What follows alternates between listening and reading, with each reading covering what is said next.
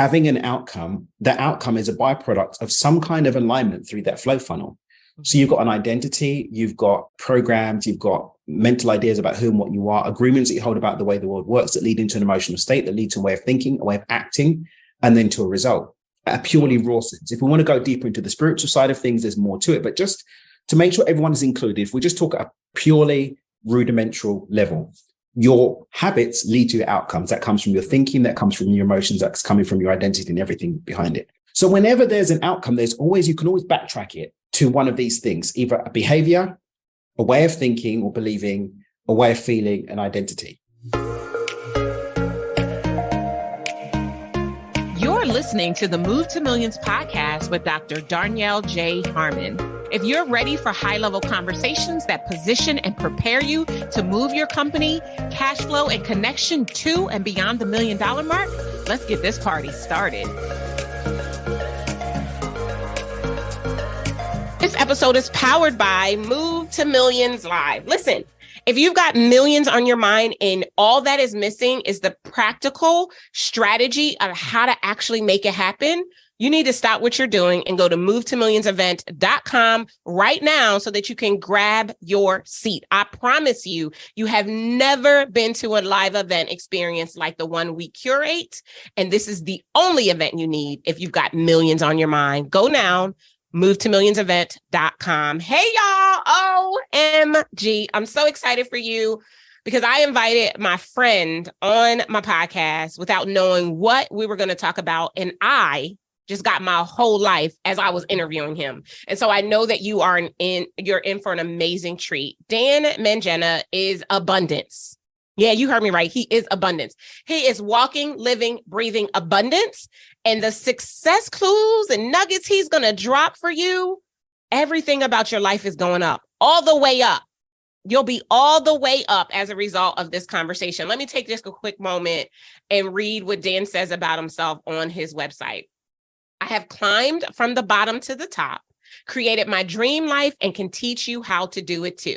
Spending decades perfecting my world-class coaching methodologies and programs, I use these to teach people around the world step-by-step how to transform their lives. I'm a podcast host, a best-selling author, international speaker, and a successful entrepreneur. I've been featured in Forbes and Entrepreneur magazines, and I've appeared on Fox, CNN, and CBS. This is my favorite part. Yet I know what it's like to be stuck and unhappy too.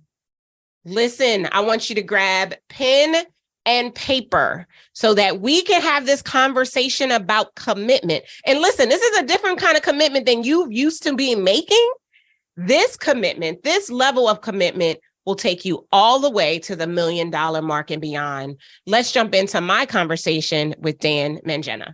Dan the man. Welcome to the Move to Millions podcast. How are you today? I am good. It's nighttime for me now, but I had a lovely Valentine's Day retail therapy thing. Okay. I've got a few little bits I'm kind of happy about, which we can probably talk about actually, because there's some stuff around that. And just enjoy this conversation with you. Then I'm going to get into my pajamas and probably have a cup of tea is what I'm going to do. Nice. I love it. I'm so glad that you were here. So take just a quick moment and tell everybody who you are in your own words.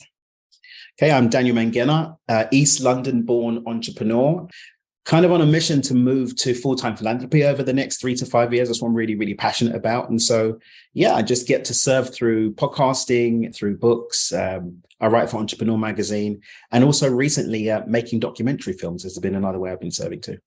Nice. So full-time philanthropy. I don't know if you know this about me, but when I was 10 and I found my purpose, which is to use words to change the lives of other people, I said one of the things I wanted to be was a philanthropist. So the fact that you are like right now saying I want to move to full-time philanthropy in the next couple of years, that is blowing my mind. Like, how does one get to the point where the possibility of being a full-time philanthropist becomes a reality for them? Walk us through that journey. Well, I think, do you know, one of the things, as you know, one of our key programs that we've been delivering for a little while now, for about half a decade, is something called Financial Freedom in a Box, where we supported people getting to a point of financial freedom. And one of the things that we always ensure that we impress upon people is, if you're going for financial freedom, know what you want to do with your time and energy afterwards. And what we've seen time and time again is that having the resources to actually be able to live life on your own terms, doing what you want with your time, isn't generally as much as people think that it needs to be. And so, like, full-time philanthropist, it sounds very fancy, but it could just be that I volunteer with my time full-time. And that just means that my day-to-day needs need to be met. Now, I've been involved quite heavily in doing some entrepreneurial philanthropy type projects, which we can break down in a second. I've been doing that in the grassroots. We're looking to spread some of those projects globally now. I've been really blessed to get access to some amazing mentors, and I'm increasing that circle of influence around mentorship in the philanthropy space also. I've got a philanthropy incubator that I want to get rolling this year. And my family have a small foundation, a relatively small foundation that we've been doing grassroots projects with, mainly in Southern Africa, where my family's from, but also in the UK and also in underserved communities in the developed world as well. But ultimately, anyone who has a dream of like something like full-time philanthropy, it's all you need is get your needs met so that you've got enough time and energy to give of your time to others. If you have resources to give as well, cool. But it could even be that you marshal other people who have got resources to go and serve and help others too. Mm-hmm. But just make sure that you're in a solid spot to have your needs covered. And that's kind of where I'm at right now. Yeah, I love that. Like, one of the things that I started doing as a company when we started making quote unquote good money is I started carving 10% off the top, right? As a form of my tithe, because I believe the earth is the Lord's and the fullness thereof. And anything we give, we're giving to God. We are actually right now, we are starting our own foundation, right? For that reason, because I think about that, even that Patti LaBelle song, when you've been blessed, you pass it on. And so to hear how you have made this your mission inside of your entrepreneurial work and pursuits, and y'all, Dan didn't tell you this, but I'll tell you, and hopefully he won't mind. I'll ask for forgiveness if he does. He's a multi-million-dollar CEO and a multi-millionaire, right? So he didn't just wake up with this pipe dream, quote unquote, to be a philanthropist. He's been working inside of a business that affords him the opportunity to be able to give back in a various amount of ways, right? Some of it is financially. And you talked about creating a philanthropy incubator, and some of it is through his time, right? Like, even at the time of us having this conversation, y'all, he's in Dubai. I don't know. Do you still live in Cabo? I'm there. Technically. But like, my time is split in a couple of places. Right. He's everywhere. Everywhere. And so this construct is really cool, because what I think I'd love to explore for our listeners, I'm really big into you have to see it in order to see it, to experience it. And I think you are going to be a really great example and case study of what it looks like to grow your business to multiple millions, and then to decide to pivot to do some of the work that you really know you were called to do, whereas you're allowing your business to be the vehicle, which I think was God's original intention, right? The intention is the entrepreneurship is the wealth vehicle so that we can continue to enrich the earth. And so to walk us through the journey of the point at which getting to the money milestones, whatever you're comfortable in sharing, were this other side of it began to go from that whisper to that shout, because now I see more and more the way you're showing up. You've always been benevolent. You have always overgiven and overserved and over-delivered. That's just who you are. But something has flipped. Do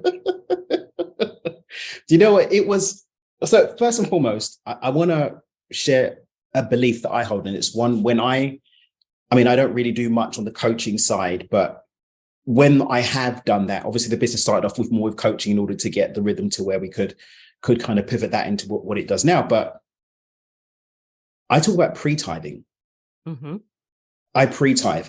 And so what I actually, they talk a lot about gratitude and how gratitude pulls in the experience because it puts you in the vibrational frequency.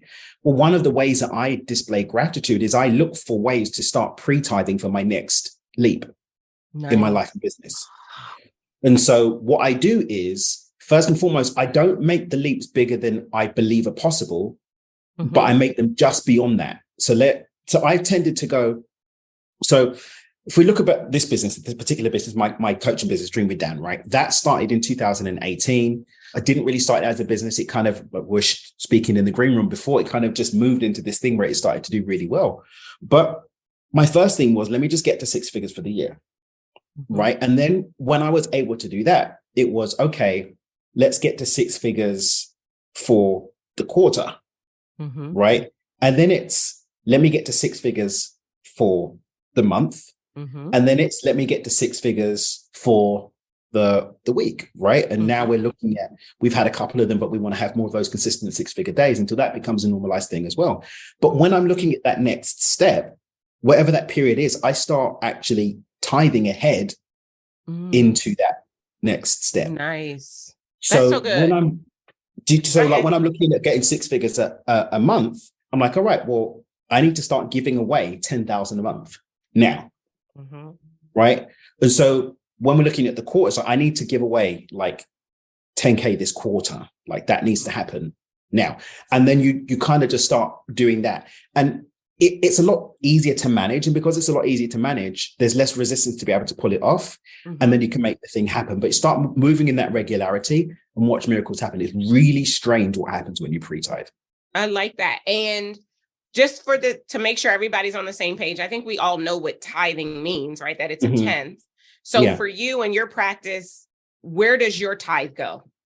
I go grassroots projects. Like I said, my family's foundation, we go into grassroots stuff. So, or if it's not a grassroots and it's a bigger organization. So as you know, through Mavericks, I'm connected in with the Virgin Unite charity, but Sir Richard covers all of the running costs of Virgin Unite out of pocket. So any money that gets donated to Virgin Unite actually go to the projects that they do. And they've also got a local project in the BVI called BVI Unite. So projects like larger charities where money's going directly, I'll do. But I really do prefer, like my friend Adrian's got a really great initiative he's doing with homeless people in East London. So we support that. We're actually financing a conversion of a space that's going to be serving for homeless people in cold weather. So we're putting money into that. My sister runs a soup kitchen.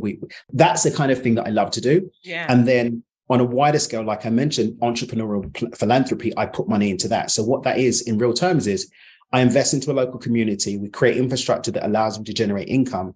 And then we support and train them to create ongoing flows of income for that. And we don't take anything out. We leave it in and allow that to grow. And I've been doing that since 2012. I love all of that. I've got like chills all over my body right now. I too have had times where I pre-tithe. And I love that because I do believe tithing is important, right? And for me, it's not a religious thing. It is a spiritual principle thing, right? If you want to unlock ultimate abundance, then you have got to give freely, right? And I know the Bible does say God loves a cheerful giver. And I even love, like, similarly, I do sometimes tithe to church and, spiritual mentors and things of that nature. But I also choose causes and communities that I think that need to be supported because, I used to go to a really big church. And I remember one time God being like, they don't need your tithe.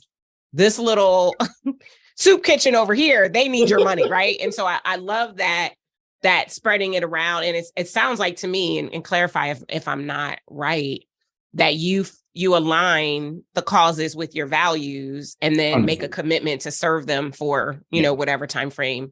Yeah. And how has that, now you said miracles happen. So can you give us some practical of how you've seen that insistence on pre-tithing actually show up in the results that you experience in your business? So one of my mantras is the more I spend, the more I make. That's one of my mantras. And so I've got little things like, and giving isn't just, and this is the thing, tithing is about letting it out. But for me, tithing is letting it go out specifically, intentionally to give to others, to pass it forward on to others. But if you're going to tithe, but you're still going to be tight-fisted and tight butt-cheeked about money in other places, it's not going to work.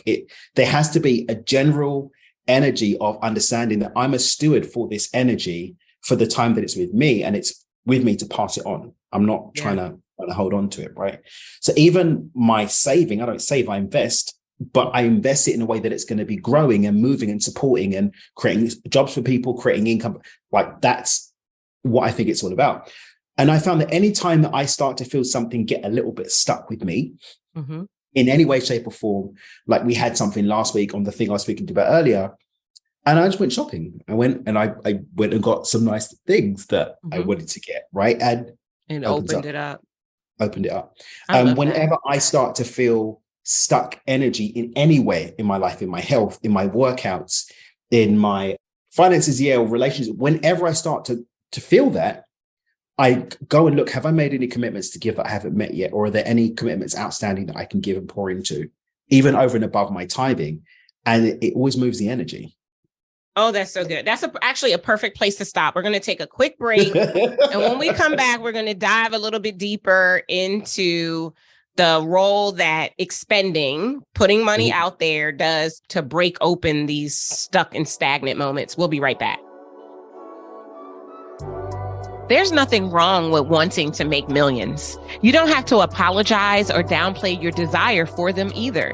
What you need is preparation. Let us prepare you so that when you cross the $1 million mark, it's a dream come true, not a nightmare you can't wake up from. Hi, I'm Dr. Darnielle Jervey Harmon, the host and creator of Move to Millions Live, happening May 24th through the 26th, 2023 in the Washington, D.C. area. Our 2023 theme is sought after. Here's what I need you to know. There is a wealth transfer underway, and it is time for you to rise up, answer the call, and position your life and business to make millions. Millions are your birthright, and to access them, all you need to do is move. Move to grab your ticket right now to join us for Move to Millions Live at movetomillionsevent.com. You're listening to the Move to Millions podcast. I am here today with Dan the Man. Oh my gosh, are you guys blown away as I am with this conversation right now? Like all the hairs on my arms, and I'm pretty hairy. I can thank my daddy for that. They're standing up on end at the thought of giving and leveraging the power of giving to get unstuck. That's what you said literally just before we took the break, Dan. So I want to hear you talk about that a little bit more, because I know somebody somewhere who's listening to this podcast is sitting in stagnant energy, right? We call the chaotic corridor between 250,000 and $1 million, the millions messy middle. I know somebody somewhere is stuck in that energy right now. And what I just heard you say is that in order to alleviate that energy and to get things to shift, they've got to go spend some money, put some money out there. Like, I feel like so many people are like resisting that because that sounds counterproductive and intuitive to everything. So can you break that down for us? Yeah. So one of the principles that I speak about in my work is something called the flow funnel. And the flow funnel it's almost like a cross section of reality. And we've got pure energy. We've got how we feel about things, what we think about things, and the action that we take. And then that always leads to a result, right? So we've got mind over matter. We've got emotional context over thought, crime of passion, and so on and so forth. And then we've got programs and other such things, identity, that lead into our emotional state. Whenever you are having an outcome, that outcome is a byproduct of some kind of alignment through that flow funnel. So you've got an identity, you've got programs, you've got mental ideas about who and what you are, agreements that you hold about the way the world works that lead into an emotional state, that lead to a way of thinking, a way of acting, and then to a result. At a purely raw sense. If we want to go deeper into the spiritual side of things, there's more to it. But just to make sure everyone is included, if we just talk at a purely rudimental level, your habits lead to your outcomes. That comes from your thinking, that comes from your emotions, that's coming from your identity and everything behind it. So whenever there's an outcome, you can always backtrack it to one of these things, either a behavior, a way of thinking or believing, a way of feeling, an identity. Now, when someone says to me that they're stuck somewhere, it's not that they're stuck somewhere, it's that they're getting a result that matches who and what they are across these sections. Oh, hold on. That was that was good. I need you to back the train up. Okay, say that one more time. We're not stuck. We're getting a result that matches where we're at, like who and what we are. It's like when we did this, when we had the Simplicity 7 meeting and I took everyone through the exercise, we're looking at identifying what these pieces are. Like, okay, you say you want this thing, but does your identity accept that idea? Do you have an emotional context for that outcome? Do you have belief systems and general thinking that's matching that? Do you have actions, habits, and behaviors that matches? If you don't, you're going to be where you are. I don't believe that self-sabotage is a thing. I don't believe that procrastination is a thing. And I don't think that failure is a thing. I think we successfully achieve something that's unfolding unconsciously. We're successfully failing to move into something that doesn't match where we're at right now because we haven't done the work to move into that level of being. We're successfully keeping ourselves safe where we are because that's what the mind does. It perfectly plays out the patterning of who and what we are. And that's why somebody's stuck between 250 and a million, because they haven't yet opened themselves up. And one of the ways that you can start to do that is by starting to claim. And so I'm doing my last ever Alchemy of Abundance in-person event in April of this year. And one of the things that I'm going to be doing is this kind of advanced, like expanded model. What I've been teaching over the last couple of years, we've been doing this model. And that's when you look at your life, you are seeing the byproduct of the commitments that you have called in and commit and stuck with. Dan, I want to smack you. I want to smack you. What, oh my God. Okay. That is so, I mean, you said so much and I don't even want to infiltrate what you said, but I just need you to repeat that piece right there again. One more time. We are receiving the byproducts of everything that we've committed to doing and being. And the thing that we lose sight of is that commitment is getting made on a consistent basis over the course of our day. When you say to yourself, I'm not going to buy that thing because it's too much, you've committed to an agreement, right? That you're not going to give people their worth that they've claimed. How can you then expect that you're not going to receive the mirror of that, of people saying to you, I'm not going to give that person 40,000. They're not worth 40,000. They're worth 20,000. Yeah. So we're going out there trying to get from the world what we're not ready to put out. Oh my gosh. I mean, I know this. I hear this all the time. I have even said it. Mm-hmm. But for me right now, hearing you say this based on where I am mm-hmm. like, oh my gosh, that's it. Like, and I hope that those of you who are listening to this episode are saying the same thing. Like, mm-hmm. you are receiving the byproduct of everything you've committed to. Yeah. I mean, I know it, but I don't know. Then you just make it, maybe it's the accent. I don't know. It's like, oh my gosh, light bulbs going off. And if I can just take it a step further, sure. The way that we flip it to start receiving what we consciously desire, right? Because it's our conscious mind bumping up against our unconscious Indeed. Or subconscious mind, mm-hmm, right? Mm-hmm. So consciously, we're saying, I want $1 million company, but subconsciously, we don't yet believe that we deserve it. And so we're not acting like it. We're not showing up like it. We're not taking the actions that are required in order to call that in. Yeah. Dan, you just changed my life. Like, this is not for me, but you just changed my life because of what I've been sitting with, grappling with mm-hmm. right now. Yeah, I just want to say thank you. I'm not getting into it now on the podcast. You nosy people, you don't need to know what I'm talking about. But thank you. Yeah, it's commitments. And the thing is that we're going to get what we consistently commit to over a period of time. And so going back to what we're talking about tithing, I'm committed to putting out. And because I'm committed to putting out, I'm demonstrating a commitment to living in a reality where money flows. And so money flows to me. Yes. Right. All right. Thank you. Thank you for coming out. God bless. Good night. We done. Like, we could drop the mic. We won't drop the mic right there, but we absolutely could. But that's it. Yes. Like, and it's like, people look at me and they're like, why do you still go to programs? Like, I'm doing a 6-month program. A friend of mine, Jackie, she's in JVMM 7. Mm-hmm. I love her work. She's awesome. She's doing a program. I signed up for the program. She's like, you signed up for my program? I'm like, I signed up for your program. I do not believe that there is a single pocket that God can't give me a lesson or give me a gift or a blessing. Yeah. Like, one of my Danisms that I live by is when you allow God to speak to you through anything, God will speak to you through everything. And so I continue to do that. I continue to be a humble learner, right? Not coming in as Mr. Daddy Big Socks, but coming in as, okay, what can I learn? What can I receive from this? Right. And also, how can I pour into the other people who are taking part in the program also? Not as Johnny Big Socks, but as just someone that's a part of that community or whatever. Mm-hmm. It's the same thing with spending. I went into, all right, we're going to go a little bit thing. So it's Valentine's Day today. Your boy's not really in that Valentine's situation in his life right now. So I went and did a little retail therapy, went into Dior, picked up the thing. I don't ask them what the thing costs. I just pick up the thing and pay for it. Right. Like, if I want it, I pick it up and pay for it. right? Oh, how much is it? Oh, can I get a discount? I would never ask. You shouldn't be in Dior. Like I talked about that on last week's episode or a recent episode of the podcast about like, you don't go to Bergdorf's as an example. They don't even have any prices.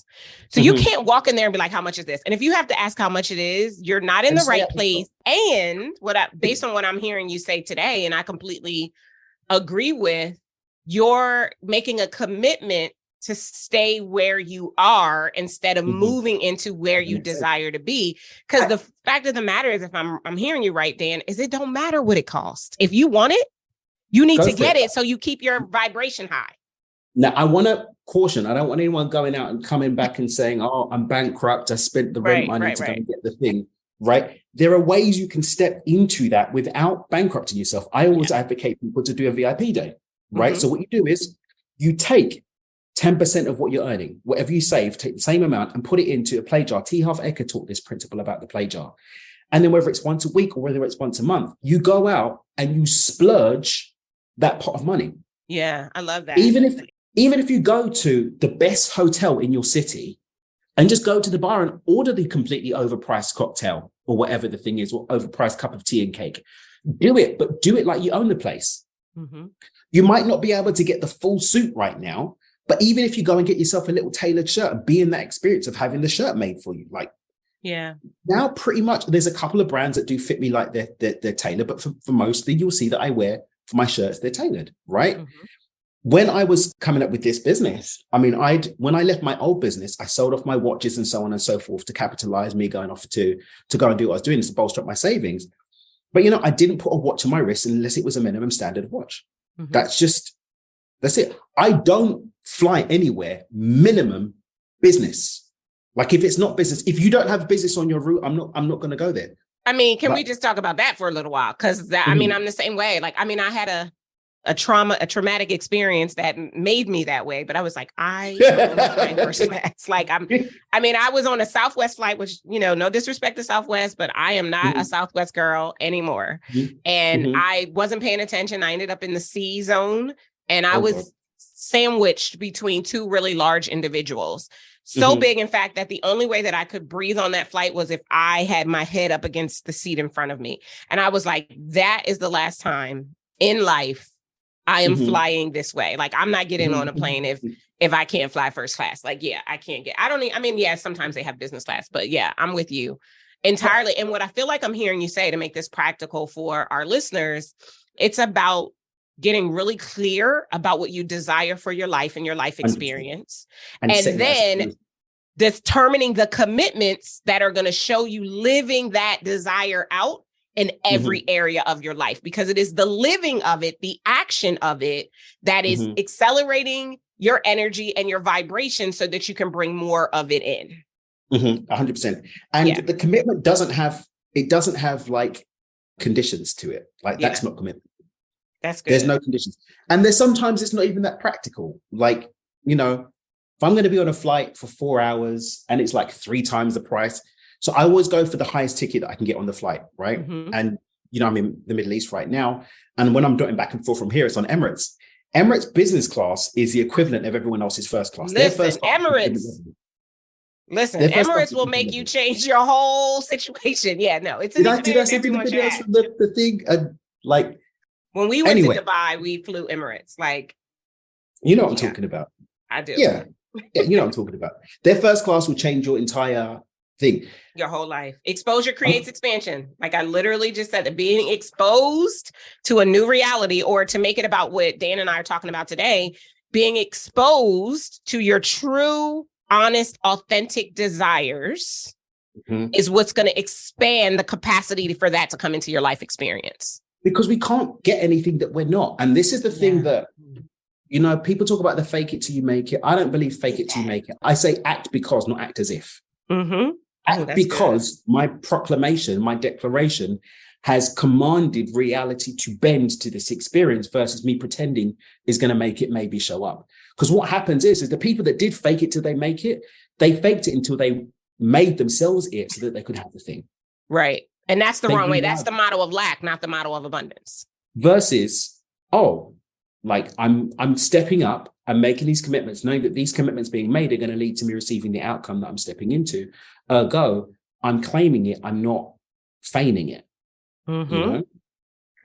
But yeah, there's no like conditions on this. And what I see often is people come into this whole thing of, oh, you know, I'll do it, but I'm going to do it under these circumstances, but just get really clear. And do you know what? Sometimes the thing I was going to put an order in for a Lamborghini Urus. Mm-hmm. And I was like, I don't actually want that car. Mm-hmm. Like, I've been doing this whole thing of examining my desires at the moment. Mm-hmm. I was like, I don't actually want that car. And so we're not talking about running around making commitments on what your ego says that you should have or what other people say you should have. It's like getting really, really clear. What's lighting me up? What's bringing me joy? What do I desire to experience and be a part of? And then committing to that fully with no conditions, no if this, if that, whatever. Just go for it. Yeah. And it will be uncomfortable. There'll be times when you'll be tested about whether you're really going to do it, right? Like I said, sometimes it's not even going to be that practical. It doesn't matter. Step into the expansion that awaits you on the other side of that commitment. Oh, Dan, that is so good. Okay, we got to take another break, y'all. We'll be right back. So good. Do you have millions on your mind? Well, I would like to invite you to join us for Move to Millions Live. Our 2023 theme is sought after. This is the must-attend event for $1 million CEOs and $1 million CEOs in the making. If you are ready to plan, prepare, and position your company for more, then you need to get your ticket today to movetomillionsevent.com. You're listening. And look, I can't even get my words out right. Dan is over here just changing our lives. Are you guys feeling this? Welcome back to the Move to Millions podcast.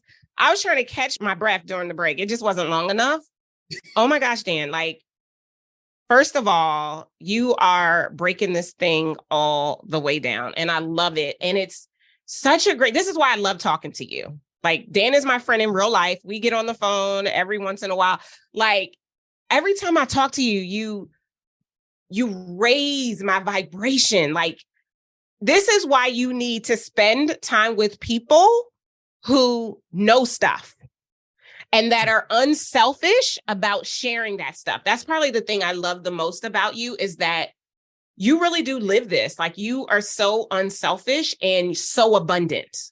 Like, that's just who you are. And it brings me joy to be in your presence. I'm so excited I'm able to share you with our listeners so that they can follow you. Now, you mentioned before, and you kind of mentioned it flippantly, you're doing your last ever Alchemy of Abundance live event. Yeah. I don't even normally do this on the podcast, Dan, but I want you to just talk about that for a few minutes. Wow. Because I feel like there's some people who need to be there.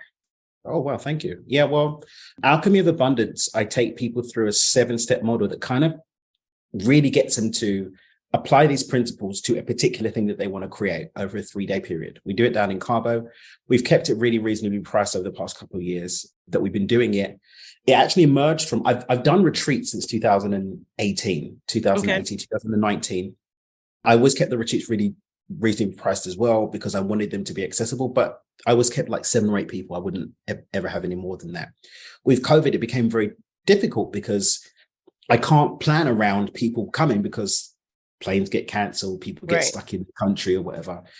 But obviously I'm, been based in Mexico for all this time, and Mexico is more of an open country. So we had flexibility. And so we started looking at, well, how can I deliver something, not like as an enrollment event, literally just an event, just to serve, that I have the flexibility that whoever comes, we have 20 people, we have 50 people, we have 100 people, can do the same thing. So we struck a really great relationship with a particular hotel group.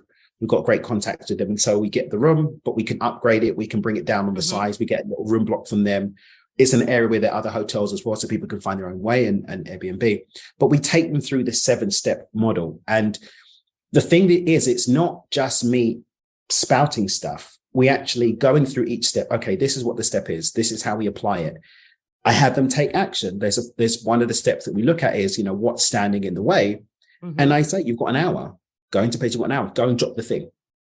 Now, like, And they have to do it in pairs. So someone's holding them accountable to end that relationship, to cancel the thing, to let go of the thing, to stop doing the thing. And we have them do that over 3 days. And it's something really beautiful. But, making some pivots now in terms of how I want to serve in the long term. And so I want to take some time out to really sit with what I want to do. But we're doing this the last one. We're recording it so it can be a bit more evergreen for people to be able to watch it potentially in the future.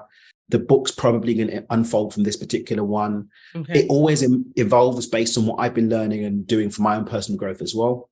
And we've had some really big shifts for me personally that I've seen. And so we're bringing those into this event, ended it with a nice bang, and then we'll see what we're doing for 2024. Nice. I love that. And we'll make sure that we put all the details in the show notes so people can get it. And I'll also make sure that we run this episode in enough time for if people want to attempt to be there, they'll be able to do so. Because I feel like there are so many people who need to be broken free of the commitments they've been making unconsciously, and they need to make some new commitments consciously that are going to actually walk them into what it is that they desire for the next level of their life. I think that's, oh my gosh, that's so powerful. Every time I talk to you, you just open up the scope a little bit more. How did you even know all of the things that you know? And I know we've talked about this. This is for the listeners. Walk us through the journey of how you've become so conscious and so awake to how to experience abundance in every area of your life so that you never have to say things like, I can't afford that, or that's not for me, or any of the questions that I think many of us, especially those who look like us, Dan, probably find ourselves saying over ourselves at some point in time. Like, how did that cease to be the reality for you to make you a thought leader in this space and to open up an opportunity for people to really learn through your podcast, through your books and your programs and the things that you put out into the world? How did you get here? I would say I had a happy chance stance of particular things that happened. So, for example, my parents really instilled about education in me. My parents are African immigrants that immigrated from Zimbabwe in the 70s to the UK. They didn't go as economic immigrants. My dad wanted to get like his master's and his PhD in the UK. His PhD, he already had his master's. My dad, to give context of my dad, in his 40s, he got bored and went and did a law degree and trained as a lawyer because he just got bored. It's like he already had his PhD, 2 masters and a PhD, and he just went off to go and do that. He's in his late 70s. He's got no signs of slowing down. They retired back to Zimbabwe, both my parents. Now he's like special advisor to this minister or whatever and doing all this. So I kind of had that whole thing about studying and reading. And so reading was a thing that I've always been into. And so I started reading books like this as a teenager. I read Think and Grow Rich when I was 16 years old. Oh, wow. How did you get through Think and Grow Rich at 16? So I've always been about it. I never had any intention of really having a job. I kind of, for a while, I thought I'd be an investment banker. That kind of fell by the wayside, and I fell footlong into entrepreneurship. I've had 2 jobs in my life. I worked in a cinema when I was a teenager, and I worked in a call center in my 20s when I was just like, raising some capital to go and do something else. And that was it. To make some bills were covered. So I've always kind of been the maverick out there in the trenches, kind of making it happen. I also feel that I'm really blessed that I've got Asperger's. For those of you who don't know, Asperger's, I'm on the autistic spectrum. The key difference, I think, that makes people understand the difference between someone who's purely autistic and someone who has Asperger's, I have the ability to communicate my thoughts with you, whereas someone who's more deeply autistic can't communicate, even though their brain's doing amazing things, right? Mm-hmm. And so the way that my brain is wired means that I can take this information, I can digest it and process it a little differently because my brain is literally physically wired to do so differently. I can't function unless things are very clean, clear, and stepped. And that's why I feel when I go to communicate something that I've read, I communicate it in the way that my brain works, is really clear and succinct. And that's why more complicated ideas that I share with people tend to have that level of clarity to it. But it's really been, I've been in the trenches, studying, reading, learning, applying. I've had really big hits in my life. I've had, lost everything twice, but before I was 23, I've been into the dark pits. But ultimately, the thing that really changed me to be the person I am is being consistent in the inputs that I've had. Now, my inputs consistently were of a certain type for a while because I had a darker intention. For those, you want to read my story, you can find out more about it on the website. But ultimately, I've been really, really consistent. And now that I'm aware of that, I am ruthless in terms of what I allow into my environment. Like stanky attitudes, no. Stanky people, no. Like some people want to give people multiple chances to be stinky. No. You get a shot and a half with me. Like, and the half is just for me to make sure I'm not being rude or like that I'm wrong. Because I'm not even the kind of person that will, oh, that person did this, so I'm cutting them out of my life. I'm like, guess that wasn't part of God's plan for me. And I just keep it moving. Like I don't do that. But people, places, and things that don't keep me at an elevated frequency, they don't get to be a part of my life. And so I'm committed to a life that reflects these things. Therefore, the inputs that follow on from that, the experience of it, reinforces that. Not to say that I don't have challenges, not to say that things don't go awry from time to time, but I firmly believe that my world is taking care of me. Everything's going according to plan. Things are working out beautifully and will continue to do so with ease, even if I don't see them from my limited perspective, and keeping my environment supporting me being able to meet those challenges from a high place. That's it. Yeah, that is so good. And I love all of it because I think first watching your parents be an example of what it means to thrive without having to strive, right? Because I think that that's the big difference between the two. That's amazing. And many of us, we don't have that story, right? Like we can't point to our parents as the indication that we needed to start looking at things differently. And so we would have to rely on books and learnings and in the various places and ways and podcasts like this to be able to begin to consider a different reality and then figure out the steps that we need to take to begin to walk into that. So I mean, as always, I salute and celebrate you because I think that you're a genius and you live it. You have not theorized any of it. It's the way you live every single day. And it is the reason why you enjoy the success that you enjoy. And no matter what it is that you do, success will overtake you because that is who you are. That's who you've decided. That's what you've committed to. I think that's amazing. And I think everyone needs to, I really want whoever's listening to this to really understand that there will be a death of who you are to step into who you're going to be. Your current identity will fight back, right? You will have stories, you'll have people coming to reinforce the narratives that are keeping you in that smaller place. But go back to those commitments. Go back to that vision, that dream. Go back to that thing that fires you up and allow that to be the thing that keeps you on track when you will inevitably fall off track, because none of us are switching all the time. I have my crap days. Right. But guess what? I understand. Oh, I'm having a crap day today. Okay. Maybe that's the day I'm going to go for a walk, or maybe that's the day I'm going to go and do some shopping or go and take a flight or whatever I'm going to do to get, not to pretend that I'm not having the bad day, but to give me the space to approach the bad day from an elevated place rather than victimhood, defeatism, all of the things. The game that we're playing, this game of entrepreneurship and business, it's not a straightforward game. No, it's not. It's not. Like if you want an easy life, go and get a job in McDonald's. And I don't mean any disrespect by that, but go and get the job. Like if you want to live a basic life, if you want to live your life basically, you're going to have a basic life. But it's about resourcing yourself to be able to match the demands that are going to be called of you in order to live at that elevated place. But there's beauty on the other side of it. I wouldn't live my life differently, personally. Yeah, I agree. I think that's the perfect place to just put a pin in this amazing conversation. I knew we would come up with something really good. You guys, just before we started recording, I was like, what are we going to talk about? So this was awesome and amazing. I always like, as you know, at the end of the podcast, I always ask my 3 closing questions, just because I think it kind of grounds whatever it is that we talked about.